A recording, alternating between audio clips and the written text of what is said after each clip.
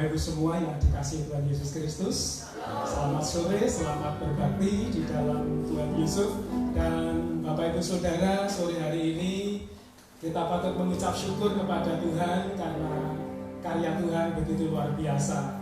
Dia adalah Allah yang sanggup untuk melakukan segala sesuatu, termasuk perlindungannya yang sempurna itu terus ada di dalam kehidupan kita dan kita menikmati bersama-sama. Oleh sebab itu kita akan masuk di dalam hadirat Tuhan, kita akan masuk di dalam penyembahan, kita akan masuk di dalam kemuliaan Tuhan dalam ibadah kita saat sore hari ini. Biarlah Roh Allah terus bekerja di dalam setiap kehidupan kita. Mari Bapak Ibu Saudara yang saya kasih dalam Tuhan, kita akan tundukkan kepala, kita akan mohon pertolongan Tuhan supaya Tuhan bekerja di dalam setiap kehidupan kita. Haleluya. Bapa Surgawi, Bapa yang kami sembah di dalam Tuhan Yesus Kristus, sore hari ini Tuhan, hati kami penuh ucapan syukur oleh karena kasih setiamu yang luar biasa. Sepanjang hari ini Tuhan, Engkau telah memelihara kami. Sepanjang hari ini Tuhan, Engkau telah melamar kami, sehingga sore ini kesempatan yang indah kami boleh masuk di dalam hadirat Tuhan. Kami boleh menaikkan syukur kami di hadapan Engkau karena Allah kami adalah Allah yang setia, Allah yang luar biasa. Engkau adalah sobat kami yang setia, yang saat ini Tuhan kami agungkan, kami muliakan. Terima kasih Tuhan, kami akan bersukacita sore hari ini dan kami akan memulai ibadah kami dengan penuh ucapan syukur di dalam nama Tuhan Yesus Kristus. Haleluya, haleluya. Amin, amin, amin, amin. Bapak Ibu hari ini bersukacita mengakui bahwa Tuhan Yesus adalah sobat yang setia. Mari kita sama-sama bangkit berdiri. Kita akan pujian, ada satu sobatku yang setia, yang tak pernah meninggalkan kita. Haleluya, haleluya.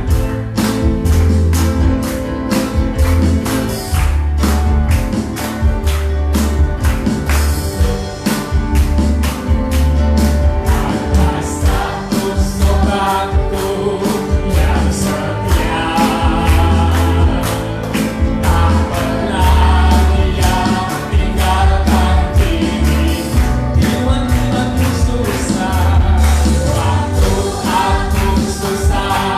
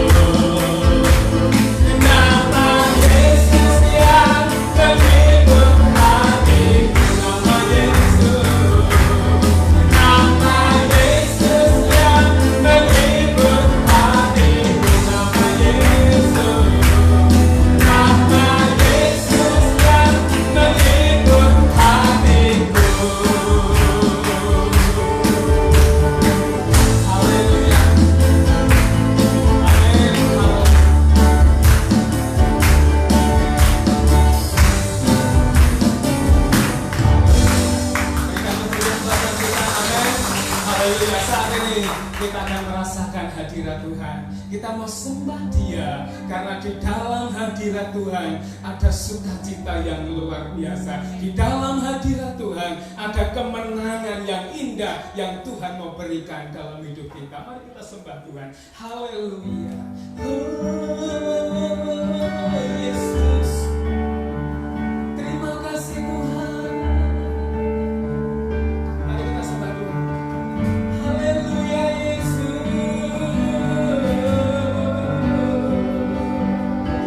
Haleluya.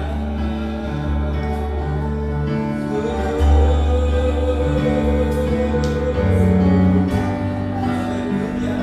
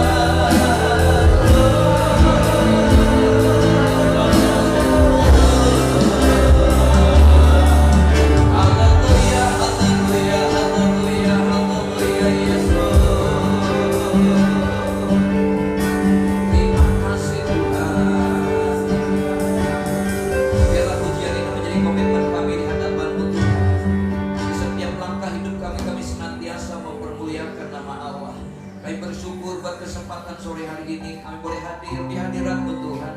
Baik kami yang ada di base camp maupun yang menikmati live streaming, biarlah urapan-Mu, kuasa-Mu turun ke atas kami semua.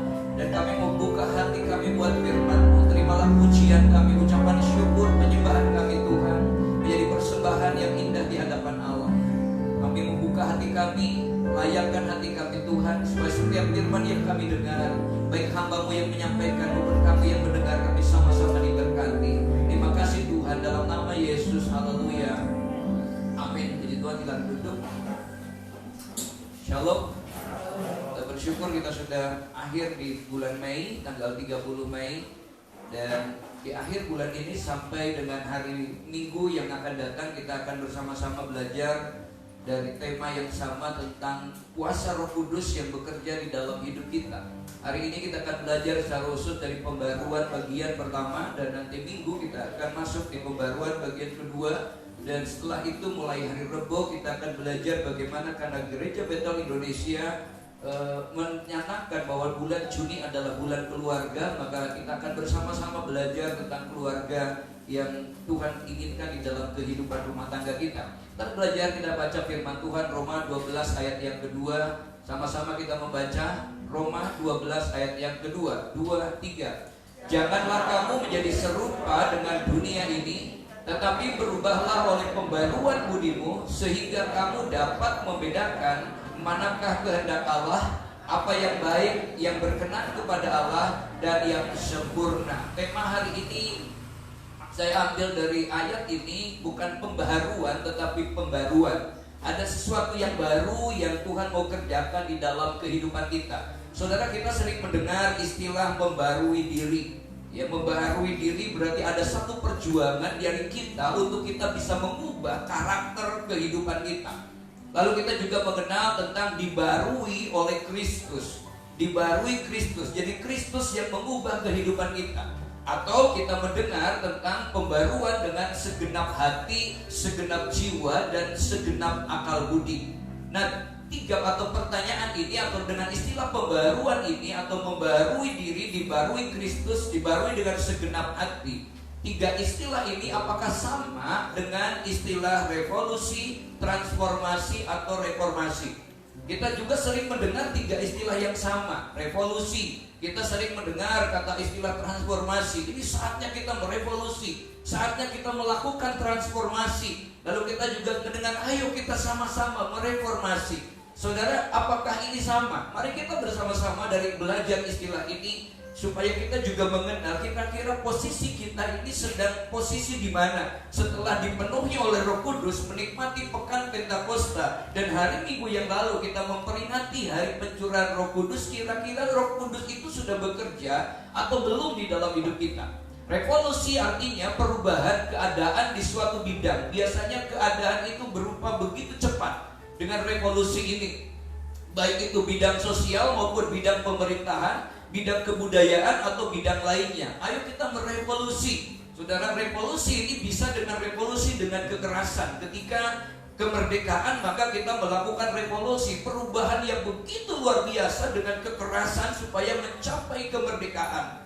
Maka hal-hal yang mengenai pemindahan kekuasaan di dalam teks proklamasi akan diselenggarakan dengan cara saksama dan dalam tempo yang sesingkat-singkatnya. Ada satu revolusi dari hidup yang terjajah menjadi hidup yang merdeka. Nah, saudara, ada juga dengan revolusi tanpa kekerasan yang dicanangkan oleh Bapak Presiden kita. Awal pemerintahannya bahwa Indonesia akan melakukan revolusi mental tanpa kekerasan, tanpa ada hal, kemudian diharapkan akan ada perubahan dari mental, dari karakter. Bagaimana bangsa ini mau maju, mau kuat kalau karakter bangsa, anak bangsanya tidak dirubah. Nah, saudara, berikutnya adalah revolusi juga bisa berarti dengan perubahan yang radikal, yang mendasar dari bidang-bidang yang lain. Contohnya adalah revolusi model, dari yang dulu mungkin terkurung menjadi terbuka, di mana kita melihat hari ini model pakaian, model semua begitu banyaknya, begitu cepatnya.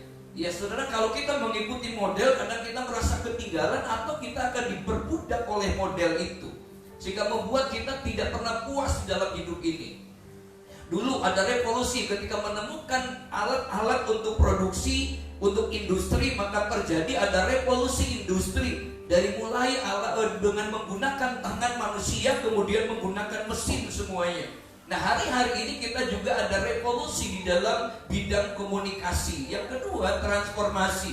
Transformasi berarti berubah bentuk, berubah sifat, berubah fungsi, berubah struktur dan rupa. Nah, Tuhan rindu kita juga melakukan transformasi. Sering kita bilang, ayo kita melakukan transformasi. Apa? Perubahan bentuk, perubahan dari sifat, perubahan dari karakter. Dan ini hampir sama dengan istilah metamorfosis. Metamorfosa, perubahan dari mulai ulat yang menakutkan, yang menjijikkan, kemudian berubah untuk menjadi kupu-kupu. Nah, dengan acara bagaimana ada metamorfosis, perubahan bentuk. Tuhan mau di dalam hidup kita sebagai anak Tuhan juga ada satu perubahan di dalam hidup kita. Tuhan katakan kamu adalah ciptaan baru, yang lama sudah berlalu dan yang baru sudah datang. Bentuk tubuhnya tetap sama mungkin, tetapi ada transformasi, ada perubahan dari sifat, dari fungsi, dari struktur, dari rupa kehidupan kita yang diperbaharui oleh Tuhan. Saudara, inilah reformasi yang diubah. Dan berikutnya reformasi berarti perubahan yang mendasar, yang sifatnya radikal. Biasanya ini tentang reformasi, tentang perubahan peraturan-peraturan yang ada, yang diubah sistemnya. Satu contoh peraturan atau pola pikir, misalnya dalam bidang hukum ada mereformasi, mencabut diskriminasi perlakuan terhadap difabel, diskriminasi perlakuan terhadap wanita, diskriminasi perlakuan yang berbeda, perubahan. Maka ada istilah kemudian emansipasi wanita. Ini istilah-istilah yang sering kita dengar yang mempunyai hal yang sama. Nah, dengan peristiwa cerita ini kita berharap bahwa kita akan bisa memahami kepada pemahaman yang benar mengenai pembaruan yang diakibatkan oleh karya Roh Kudus di dalam kehidupan kita. Pembaruan yang benar yang diakibatkan oleh pembaruan akal budi yang dikerjakan oleh Roh Kudus, yang kita peringati hari pencurahannya minggu yang lalu, sehingga kemudian kita bisa bersaksi. Dengan perubahan itu kita bersaksi, dengan perubahan itu kita bisa menjadi saksi. Saya selalu membedakan antara bersaksi dan menjadi saksi. Karena banyak orang bisa bersaksi tetapi hidupnya tidak bisa menjadi saksi. Bersaksi tentang kekuasaan Tuhan, tentang wibawa Tuhan, tentang karya Tuhan, itu hebat. Tetapi apakah kita sudah bisa bersaksi seperti yang Tuhan rindukan? Bagaimana Tuhan merindukannya? Kalau Roh Kudus turun ke atas kita, kata firman Tuhan, tetapi kamu akan menerima kuasa jika Roh Kudus turun ke atas kamu, dan kamu akan menjadi saksiku di Yerusalem dan di seluruh Yudea dan Samaria dan sampai ke ujung bumi. Mungkin kita berpikir kan kita gak ada di Yerusalem. Ini bukan berbicara tentang Yerusalem saja. Kesaksian dan bersaksi dan menjadi saksi itu dari mulai lingkungan yang terdekat, kemudian sampai melihat yang lebih lebar lagi, yang lebih luas lagi, sampai akhirnya kemanapun dan dimanapun kita pergi, kita benar-benar menjadi surat pujian yang bisa dilihat dan dibaca oleh orang lain. Jadi kadang kita mungkin bisa bersaksi di tempat yang jauh, kita bisa menjadi saksi di tempat yang hebat, yang lebih luas. Tetapi di lingkup kecil kampung kita, di lingkup kecil keluarga kita, di lingkup kecil dalam lingkungan yang ada di sekitar kita, justru kita tidak pernah dikenal, tidak pernah bisa menjadi saksi. Sehingga kesaksian kita, kalau orang itu datang kepada kita, tidak akan mendukung puncak dari sebuah kekristenan. Apa yang orang lain dengar tentang kita, apa yang orang lain lihat dari kita, dan apa yang orang lain saksikan dari kita. Untuk itu yang pertama kita akan belajar sebenarnya apa sih yang dibarui itu. Apa yang dibarui supaya kita bisa menjadi saksi dan kita bisa bersaksi. Coba kita baca ayatnya 2-3. Karena itu saudara-saudara, demi kemurahan Allah, aku menasihatkan kamu supaya kamu mempersembahkan tubuhmu sebagai persembahan yang hidup, yang kudus, dan yang berkenan kepada Allah. Itu adalah ibadahmu yang sejati. Perhatikan di sini, Tuhan sudah menegaskan dengan pasti di sini apa sih ibadah yang sejati. Ada orang mungkin ibadah yang sejati diperlihatkan dari performanya, dari penampilannya, dari seragamnya, dari bagaimana ruangannya. Wah, ini luar biasa. Dari mulai mungkin suasananya yang membawa orang seolah-olah itu membawa kehadiran. Tapi seringkali itu adalah sebuah perasaan, sehingga ketika orang didoakan di situ kelihatannya memang berubah, tapi pulang dari tempat itu tidak ada perubahan sama sekali. Saudara perhatikan, ibadah yang sejati itu bukan hanya sekedar yang lahiriah bisa dilihat seketika saja, oh ini hebat. Tetapi firman Tuhan di sini menyebutkan ibadah yang sejati adalah mempersembahkan seluruh tubuh kita. Artinya seluruh kehidupan kita dimanapun, bahwa tubuh kita ini menggenapi firman yang menyebutkan bahwa tidak tahukah kamu bahwa tubuhmu adalah bait Allah, dan roh Allah itu diam di dalam hidup kamu, dan harganya sudah lunas dibayar, dan muliakanlah Tuhan dengan tubuhmu. Jadi ibadah yang sejati itu adalah kalau tubuh kita sudah bisa dipakai untuk mempermuliakan Tuhan. Jadi sebenarnya yang dibaharui apa? Yang dibaharui itu adalah pola hidup dan kehidupan di dalam tubuh kita. Yang bukan dibaharui berubah dulu yang di luarnya saja, tetapi yang ada di dalam tubuh kita. Inilah tujuan dari pembaruan, yaitu apa? Agar kita bisa mempersembahkan tubuh kita sebagai bukti bahwa tubuh ini dipenuhi oleh Roh Kudus, sebagai bukti bahwa tubuh ini sudah menjadi bait Roh Kudus.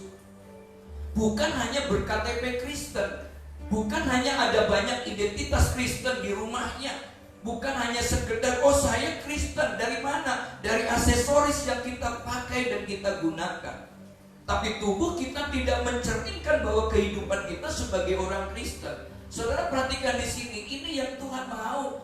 Mungkin ada orang bertanya, kok di sini khotbahnya tidak terus mujizat, perubahan, bagaimana? Tidak. Saya rindu bahwa kita ini berubah dulu kehidupan kita, menyenangkan Tuhan, dan kalau Tuhan itu disenangkan, Tuhan bilang Tuhan sanggup memberikan bukan hanya apa yang kita inginkan, tetapi semuanya itu akan ditambahkan kepada kita. Banyak orang menuntut dari Tuhan, tetapi kita lupa bahwa kita ini bukan seringkali kita kan berjuang untuk mempersembahkan itu adalah berusaha menyenangkan Tuhan. Padahal Tuhan sedang mencari orang yang cocok di hati Tuhan. Daud itu, Alkitab bilang Tuhan sendiri yang berkata, aku telah menemukan Daud bin Isai, seorang yang berkenan di hatiku. Itu pengakuan Tuhan, seorang yang berkenan di hatiku, buah hatinya Tuhan. Tetapi pertanyaannya, apakah Daud tidak pernah berbuat salah? Daud juga pernah melakukan kesalahan. Ternyata perhatikan di situ, dia tidak pernah melakukan kesalahan yang sama. Jadi setiap kesalahan, setiap dosa, dia bukan berarti tidak berdosa, tetapi mudah untuk dibentuk lalu diperbaharui terus, sehingga kemudian Allah berkenan. Daud cocok di mata Tuhan untuk ditaruh visi dan misinya Allah. Inilah kehidupan kita, supaya pembaruan yang dikerjakan oleh Roh Kudus ini membuat dan bisa membuktikan bahwa kita ini benar-benar dipenuhi oleh Roh Kudus. Sehingga dari uraian ini kita berharap bahwa yang namanya revolusi, transformasi atau reformasi memiliki konotasi yang berbeda, tetapi sebenarnya punya kesamaan arti pada kegiatan itu semuanya. Saudara, ketiganya berarti memiliki pengertian berubah atau perubahan dan membarui atau pembaruan. Ada satu pembaruan di dalam hidupnya, ada satu pembaruan di dalam kehidupannya.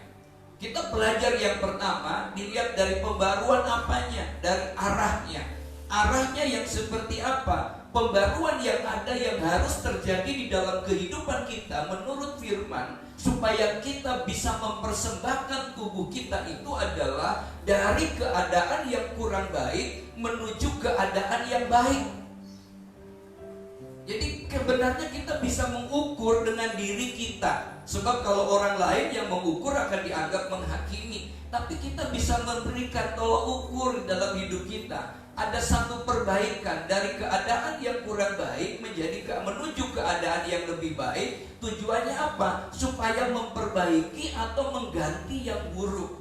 Itu berarti dalam tentang arahnya ini, setiap orang yang dipenuhi oleh Roh Kudus pasti dia mudah untuk introspeksi, mudah untuk mawas diri, mudah untuk bisa melihat di dalam hidup kita ketika malam sebelum tidur, apa yang sudah bisa menyenangkan Tuhan dan apa yang belum. Saudara, mari kita belajar. Jadi tentang arahnya adalah dari keadaan yang belum baik menjadi yang lebih baik. Selama kita menjadi ikut Tuhan sampai hari ini, kira-kira perubahan apa yang kurang baik yang masih sampai hari ini ada? Kira-kira perubahan apa yang dulu kurang baik sekarang menjadi sudah baik? Dari yang sudah baik menjadi yang lebih baik lagi. Dari yang sudah lebih baik lagi kemudian menjadi disempurnakan lagi, supaya melalui hidup kita nama Tuhan dipermuliakan. Yang kedua tentang apa? Tentang waktunya. Kapan waktunya? Saudara perhatikan, ada begitu banyak orang yang datang ke gereja minta didoakan. Setelah didoakan, ayo kita sama-sama berdiri. Setelah berdiri, hamba Tuhan mendoakan, keluarga mendoakan. Tetapi kemudian setelah didoakan, amin, dipeluk, oh dia sudah lahir baru. Pertanyaannya, apakah benar dia sudah lahir baru? Bisa iya, bisa belum. Kenapa? Baru satu langkah saja itu lahir barunya di situ. Tapi dibuktikan pembuktian ke depan, apakah dia benar-benar berubah di dalam hidupnya. Seringkali kita menyambutnya, oh ini hebat sudah lahir baru, sudah mau bertobat. Hanya di situ. Jangan-jangan bukan tobat tetapi tomat. Bertobat terus umat lagi. Saudara perhatikan, dari waktunya ini tidak terjadi secara mendadak, tidak terjadi secara sekejap. Ini proses perubahan yang membutuhkan waktu yang panjang. Dengan proses-proses yang ada di sekitar kita, dengan yang terjadi terhadap kita, tentang bagaimana kita menyikapi atau orang-orang yang berkata buruk tentang kita, kita sedang diproses. Makanya kita seringkali katakan, ku mau sepertimu Yesus, disempurnakan selalu dalam segenap jalanku, memuliakan namamu. Sekali lagi katakan, ku mau sepertimu Yesus, disempurnakan selalu dalam segenap jalanku, memuliakan namamu. Disempurnakan itu tidak gampang. Ada satu proses yang kadang-kadang membutuhkan pengorbanan di dalam hidup kita. Makanya Yesus dengan tegas menyatakan, barang siapa mengikut aku, dia harus menyangkal diri, memikul salibnya setiap hari, baru ikut Tuhan. Jadi tidak begitu gampang. Seringkali orang berkata ngajak orang ikut Tuhan, kembali kepada Tuhan dengan jaminan, ayo ikut Tuhan, kalau nanti ikut Yesus pasti semuanya beres. Saudara, ini janji yang tidak rohani sama sekali. Tetapi kalau kita ikut Tuhan, maka kita juga harus ikut bersama, turut bersama dalam penderitaan yang Yesus alami. Mungkin penyalibannya bukan disalib seperti Yesus, tetapi kita menyalibkan daging kita. Saudara, inilah tentang terjadinya kapan. Bukan terjadi begitu saja. Perlu ada pihak-pihak yang berbuat sesuatu. Orang yang pandai potong rambut saja, untuk potong rambutnya sendiri membutuhkan orang lain. Ya, saya kemarin, Abah kapan bisa ke tempat kami? Kenapa? Jangan potong rambut dulu ya, di tempat aja di sini. Saudara, kenapa? Bayangan ke sana, waktu sana Abah mau cuci muka sekalian enggak? Enggak, kenapa? Kenapa? Saya takut sampai di rumah ibu begitu lihat saya nyanyi, iya kan? Nyanyinya seperti apa? Kau bukan dirimu lagi. Udah berubah, rambutnya berubah, mukanya berubah. Terjadinya kapan? Bukan begitu saja, ada pihak. Ternyata kita ini tidak bisa dewasa sendiri, Tidak bisa kemudian kita bisa sempurna sendiri. Kadang-kadang Tuhan izinkan dengan orang yang baik untuk membawa kita kepada perkenanan di hadapan Tuhan. Tetapi kadang-kadang Tuhan memakai orang yang menjengkelkan kita, yang menyakiti kita, yang membuat kita susah untuk kita menjadi semakin berkenan kepada Tuhan. Itulah sedang disempurnakan, termasuk kondisi hari ini, di mana kita dihadapkan dengan pandemi yang sampai kapan kita tidak tahu. Ini bentuk dari pemurnian iman. Kata Tuhan, inilah masa penampian. Apakah kita ini gandum yang berisi, yang ketika diangkat ada angin tetap jatuh di tempatnya, atau gandum yang kosong ketika ada penampian maka kabur? Inilah maka waktu yang seperti ini masa penampian. Dengan kondisi seperti ini, untuk mendapatkan pembaruan, supaya kita tahu pembaruan ini, perlu ada perbuatan, perlu ada langkah-langkah, perlu ada niat yang sungguh dan pengorbanan. Saya kembali membawa kita kepada anak yang bungsu. Dia juga membutuhkan perlu perbuatan iman yang diawali dengan langkah-langkah yang dia ambil tindakan. Ada niat yang sungguh untuk kembali kepada bapaknya. Dengan konsekuensi kalau jadi budaknya pun tidak apa-apa. Dia mengorbankan perasaannya, nanti kira-kira tanggapan keluarganya bagaimana. Tetapi dia melangkah dengan iman untuk bisa kembali ke rumah bapaknya. Dan ternyata apa yang dia prediksikan hanya untuk menjadi salah satu dari bujangnya saja.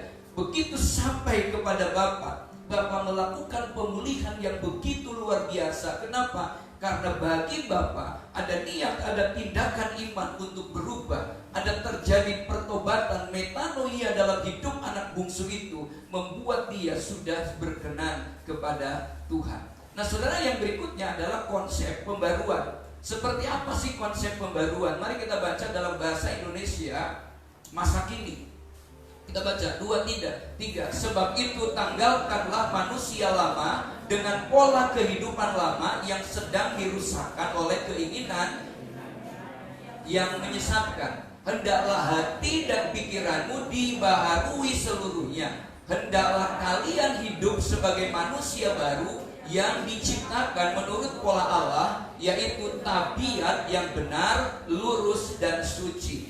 Tubuh yang berkenan kepada Allah untuk dipersembahkan menjadi persembahan dan ibadah yang sejati itu adalah punya tabiat yang benar, tabiat yang lurus, tabiat yang suci. Kata firman Tuhan, perhatikan di sini, tanggalkanlah manusia lama dengan pola kehidupan lama yang sedang dirusakkan oleh keinginan-keinginannya yang menyesatkan. Hendaklah hati dan pikiranmu dibarui seluruhnya. Saudara perhatikan apa yang dibarui, kata firman ini. Yang dibarui adalah hati dan pikiran. Saudara, hati dan pikiran menurut ayat itu. Tetapi kalau kita kembali ke bahasa yang dicatat di dalam Alkitab, menggunakan bahasa Yunani, kalimat hati dan pikiran itu menggunakan kata pneumatitounos. Saudara, dan itu arti harafiahnya apa? Roh dari.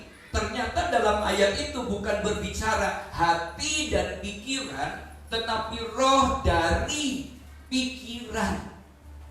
Roh yang di dalamnya berpikir, roh tempat berpikir. Maksudnya apa? Yang dibaharui adalah roh, artinya roh yang mengkoordinasikan segala kecerdasan, segala keputusan, dan segala pikiran, perkataan, dan perbuatan. Saudara perhatikan, ada apa banyak orang berkata dulu, baru kemudian berpikir. Tapi yang benar itu kan berpikir dulu baru berkata. Orang yang tidak bijak akan mengatakan apa yang dipikirkannya. Tetapi orang yang bijak akan memikirkan apa yang dikatakannya. Kalau kita melihat ayat ini, ternyata roh dari pikiran artinya apa? Adalah roh yang mengkoordinasikan segala kecerdasan, segala keputusan. Artinya apa? Tuhan menyebutkan bahwa manusia itu adalah roh yang memiliki jiwa dan tinggal di dalam tubuh. Dari luar kita akan berhadapan dengan keinginan mata, keinginan daging, dan gangguan hidup, yang itu akan mempengaruhi jiwa kita. Dan kalau itu dipengaruhi dari keinginan mata, jiwanya dipengaruhi oleh keinginan mata, keinginan daging dan keangkuhan hidup, maka roh kita itu akan menjadi kecil, menjadi kalah, sehingga Roh Kudus tidak ada di dalam hidupnya. Itulah makanya seringkali tindakan-tindakannya tidak mencerminkan bahwa dia anak-anak Tuhan. Tetapi kalau roh kita dikuasai oleh Roh Kudus, karena tubuhnya sudah menjadi bait Roh Kudus, firman Tuhan, Roh Kudus itulah yang akan memenuhi roh atau hati dan pikiran kita. Pikiran dan hati kita akan dikuasai, sehingga ketika jiwanya dikuasai oleh Roh Kudus, maka tubuhnya, panca inderanya mengerjakan bukan apa yang diperintahkan oleh dunia, tetapi mengerjakan apa yang diperintahkan oleh rohnya, sehingga perbuatannya itu mencerminkan bahwa pribadi dia adalah pribadi yang dipenuhi oleh Roh Kudus. Perkataannya perkataan seperti yang menyampaikan firman Tuhan, perbuatan-perbuatannya perbuatan seperti yang menyampaikan firman Tuhan. Seperti Rasul Paulus berkata, hidupku bukannya aku lagi, tetapi Kristus yang hidup di dalam hidup aku. Visinya ke depan, bagaimana dia mengerjakan apa yang Tuhan inginkan untuk sampai kepada panggilan surgawi. Bagaimana caranya meninggalkan kehidupan yang akan datang, yang sudah lampau. Paulus menyebutnya, aku meninggalkan semua yang ada di belakangku, masa lalunya, tapi sekarang mengarahkan diri kepada panggilan surgawi. Panggilan surgawi apa? Segala sesuatu yang menyenangkan hati Tuhan. Nah, kondisi apa ke kondisi apa? Dari kondisi yang lama ke kondisi yang baru. Kondisi yang lama yang apa? Tuhan bilang kondisi yang lama, sebab itu tanggalkan manusia lama dengan pola hidup lama yang sedang dirusakkan oleh keinginan-keinginan yang menyesatkan. Tuhan tegas sekali kepada Yohanes menyebutkan bahwa keinginan mata, keinginan daging itu bukan dari Allah, itu dari dunia. Sebab itu adalah bentuk kepuasan yang dunia tawarkan, yang membuat kita tidak pernah merasa puas. Ayo kita mau belajar. Sedangkan kondisi yang baru, kata firman, hendaklah kalian hidup sebagai manusia yang baru, yang diciptakan menurut pola Allah. Pola Allah itu yang seperti apa? Dijelaskan di dalam firman itu, yaitu dengan tabiat yang benar, yang lurus dan yang suci. Kebenarannya, standarnya adalah firman Tuhan. Kelurusannya bahwa kita benar-benar punya motivasi yang benar. Sebagaimana Tuhan katakan, apapun juga yang kamu kerjakan, lakukanlah itu untuk kemuliaan Tuhan. Nah, kalau ini terjadi dalam hidup kita, Tuhan pasti dimuliakan, Tuhan pasti disenangkan. Ini yang terjadi pasca pembaruan. Jadi orang bisa melihat, oh dia dulunya begitu kok sekarang jadi baik ya. Oh dulu dia begini kok sekarang jadi begini. Itu yang disebut dengan pembaruan. Pergerakannya arahnya kayak apa? Saudara perhatikan, perubahan itu bergerak dari manusia lama ke manusia baru, dari kehidupan yang lama ke pola hidup Allah, dari yang sedang dirusakkan oleh keinginan menyesatkan ke arah tabiat yang benar dan lurus dan suci. Jadi pergerakan inilah yang disebut dengan pembarui diri. Pergerakan ini yang disebut dengan bertobat. Pergerakan ini yang disebut dengan lahir baru.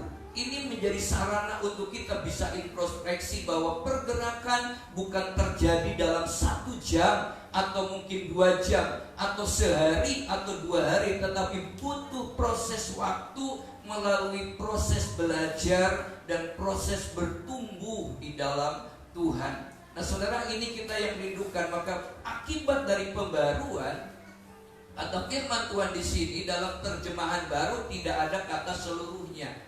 Saudara perhatikan, apakah ada yang salah? Tidak. Yang diperbaharui seluruhnya, dibarui seluruhnya kata Tuhan. Di perjanjian baru tidak ada kata seluruhnya, tapi yang terjemahan baru. Tapi di BMIK ada seluruhnya. Kenapa? Karena dalam teks aslinya ternyata menggunakan kata ananeustai de toi pneumatoi tunus gumon.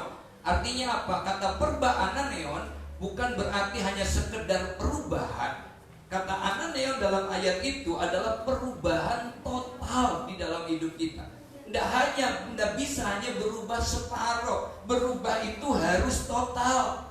Kita harus benar-benar menjadi manusia yang beto gitu ya. Kata Pak Ishak almarhum, beda total, bukan beti, beda tipis gitu ya. Tapi beto, beda total. Kadang-kadang kita harus siap mendengarkan omongan orang. Wah, sok rohani. Wah, sekarang udah gayanya kayak Pak Pendeta. Kadang dipanggil, oh ini Pak Pendetanya. Kita, wah gak enak. Lalu kita mulai gak nyaman, akhirnya kembali kepada kehidupan yang lama. Dibilang sok rohani, kita marah, tersinggung gitu. Ya, saudara perhatikan. Bahkan banyak orang yang terbalik. Tulisan-tulisan saya maka dianggap tidak rohani sama sekali. Pak, tolong dihapus tuh, udah rohani. Kayak yang kemarin kan sangat simpel tulisannya kan. Pas HP terus yang dipegang, kapan pegang hatiku? Kadang-kadang kok pendek banget gitu ya. Kenapa? Karena orang sibuk pegang, kadang-kadang lupa. Ya, saya kemarin saya di rumah bertiga saja, ibu pegang HP, Sekar pegang HP, semua pada senyum. Asa juga pegang HP. Jadi semua tersenyum, tapi senyumnya itu bukan senyum bersama-sama, senyum terhadap apa tujuan hatinya. Jadi perhatikan, akibat pembaharuan bertobat total. Tidak bisa setengah-setengah kalau berubah. Ini adalah menyangkut tentang perubahan apa? Bukan perubahan bajunya, bukan perubahan mungkin gaya jalannya, tidak. Tetapi ini adalah perubahan yang menyangkut perubahan pikiran, perubahan perasaan, dan perubahan kehendak kita. Kalau kita sudah dibaharui secara total, pikirannya sudah diperbaharui, maka kehendak yang ada dalam hidup kita, apapun yang dikerjakan, dia selalu ingin menyenangkan Tuhan dengan tubuhnya, dengan matanya, dengan telinganya. Tidak perlu lagi ditanya-tanya sedang apa, di mana, dengan siapa. Capek lama-lama. Tapi kalau orang memang hidupnya udah berubah, bahwa kalau dia ingin dipercaya, maka dia ingin supaya belajar untuk mempercayai orang lain juga. Lalu belajar untuk bisa dipercaya. Saudara perhatikan, jadi perubahan perasaan berasal dari perubahan pikiran yang kemudian akan mengubah perubahan kehendak di dalam hidup kita. Yang tidak akan ingin dilakukan selalu ingin menyenangkan Tuhan saja. Jadi bukan perubahan sebagian, merupakan tapi perubahan secara menyeluruh. Tidak bisa saya mau berubah pikiran dulu, saya nggak mau berubah perasaannya dulu, saya mau berubah kehendaknya dulu. Tidak bisa, harus berubah. Karena Tuhan katakan kalau Roh Kudus ada di dalam hidup kita, maka damai sejahtera yang melampaui segala akal akan memenuhi hati dan pikiran. Kalau hati dan pikirannya penuh damai, maka semuanya pasti akan menjadi damai. Dan kalau semuanya akan menjadi damai, kata firman Tuhan dalam kitab Ayub yang lalu mengatakan bahwa semua yang baik itu akan datang kepada kita. Jadi kadang kita melihatnya, oh saya pengen semua yang baik datang kepada kita supaya saya damai. Bukan, tapi kita damai dulu, maka semua yang baik itu akan datang kepada kita. Bukan mengucap syukur dulu baru bahagia, bukan bahagia dulu baru mengucap syukur, tapi mengucap syukur baru kita akan menikmati kebahagiaan. Jadi konsep dalam Alkitab tentang membaharui dan pembaruan atau mengubah dan perubahan ternyata sepadan dengan revolusi, transformasi, dan reformasi. Meskipun istilahnya beda-beda, tetapi artinya tetap sama, yaitu pembaruan di dalam kehidupan kita. Apapun sebutannya, yang terpenting bukan sebutannya sebenarnya. Banyak orang dengan istilah yang baru-baru yang menyenangkan anak telinga, tapi yang terpenting bukan istilahnya, tetapi yang terpenting apa adalah pelaksanaannya di dalam hidup kita. Mau dibilang membarui diri, mau dibilang kita dibarui oleh Kristus, kita berubah, kita diubah, kita membetulkan diri, kita dibetulkan. Kalau tidak ada faktanya, akan menjadi sia-sia.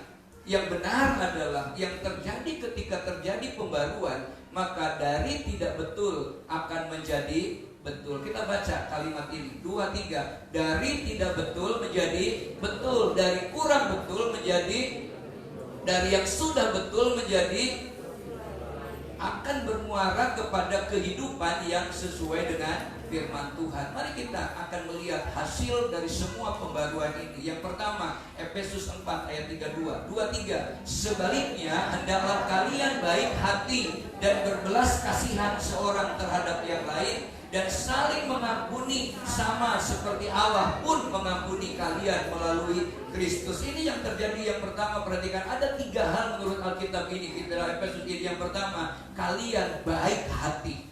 Artinya orang yang dibarui akan kelihatan ketika kemudian kita baik hati. Siapa yang bisa menilai baik hati? Bukan kita. Predikat baik hati itu akan disematkan oleh orang lain kepada kita, karena mereka merasakan, mereka melihat, mereka menikmati, mendengar tentang kebaikan hati kita. Yang kedua, kita akan punya berbelas kasihan terhadap orang lain.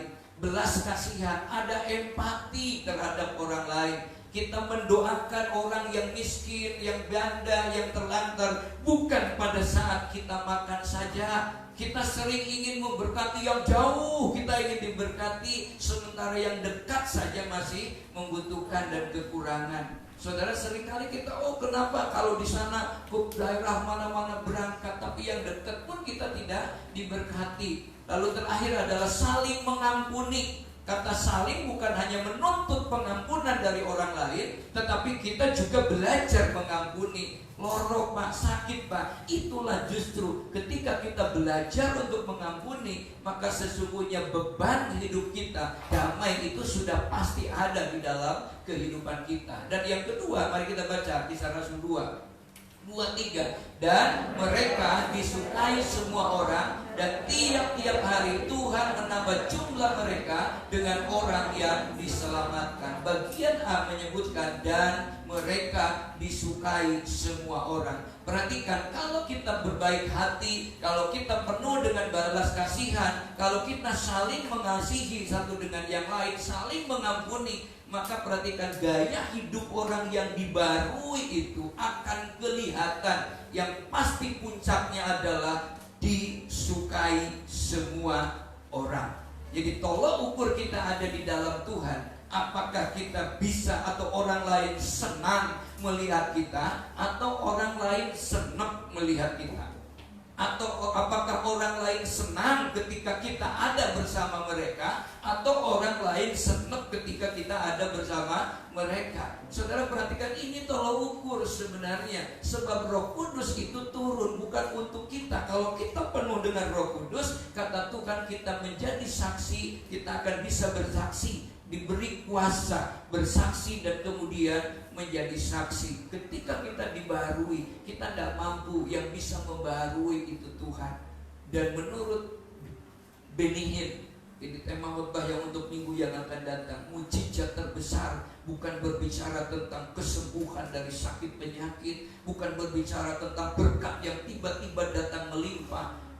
Mujizat terbesar dalam hidup kita adalah ketika hidup kita dirubah oleh Tuhan, dari yang tidak menyenangkan Tuhan menjadi menyenangkan Tuhan, dari yang tidak berkenan kepada Tuhan menjadi hidup yang berkenan kepada Tuhan, dari yang masa depan yang suram menjadi masa depan yang gilang gemilang. Kalau kita tahu seperti ini, bukankah Tuhan bilang doa orang benar kalau dengan yakin didoakan besar kuasanya? Kalau kita sudah benar di hadapan Tuhan, maka ketika kita berdoa, Tuhan pasti dengar doa kita. Kita bersyukur, kita mendatang kepada Tuhan. Glory, haleluya, Yesus.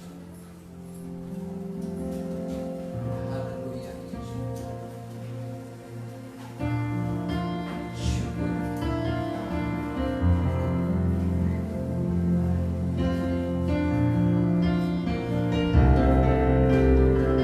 Dengan iman katakan kepada Allah,